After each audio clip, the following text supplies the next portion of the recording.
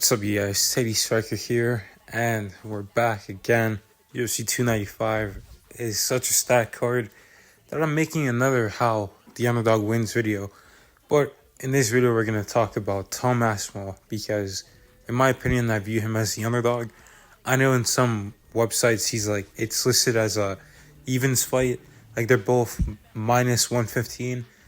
But to be honest, I do think that Sergei Pavlovich should be the favorite, especially when you consider the quality of his wins in the last three fights that he's had. When you look at Aspinall's last three fights, like their last two opponents, Aspinall, you can't really consider the Curtis Blades fight, but yeah, it was kind of a fluke. But then you got Marcin Tybura on the other side with Pavlovich. You got Curtis Blades, Taitu Vastos. It's really good opponents, but that's enough talking. Let's get to this video.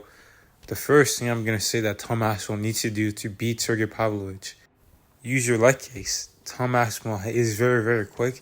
He's got some pretty good kicks for heavyweight. And Sergei Pavlovich has this pretty wide sort of boxing stance. And that calf and thigh is right there to be kicked.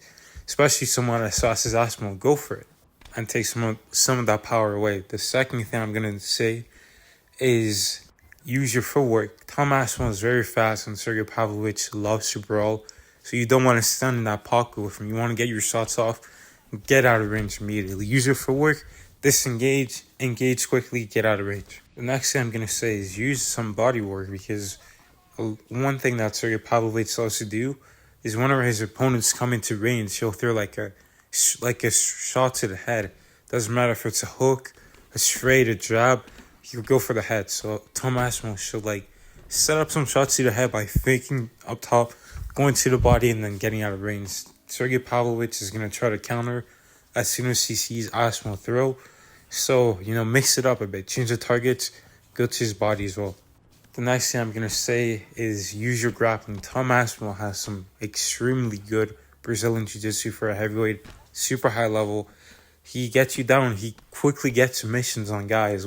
We've seen that in the Arlovski fight and the Volkov fight. Doesn't matter if it's a choke or a limb submission. He gets it up really fast.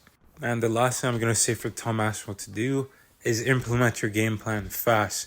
A lot of guys who fight Sergei, they kind of fight his fight. Curtis Blades, he's a grappler. There's an obvious path to victory, but he has sucked into Sergei Pavlovich's fight.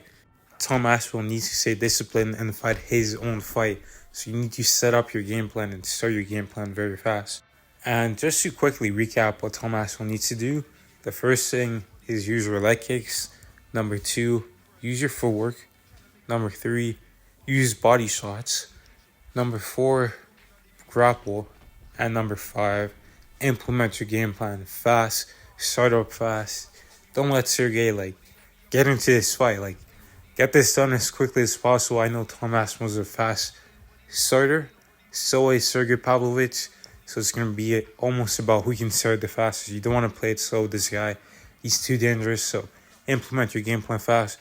We'll see what happens. I'm not saying Tom Aspinall is going to win, but if he does this, he could.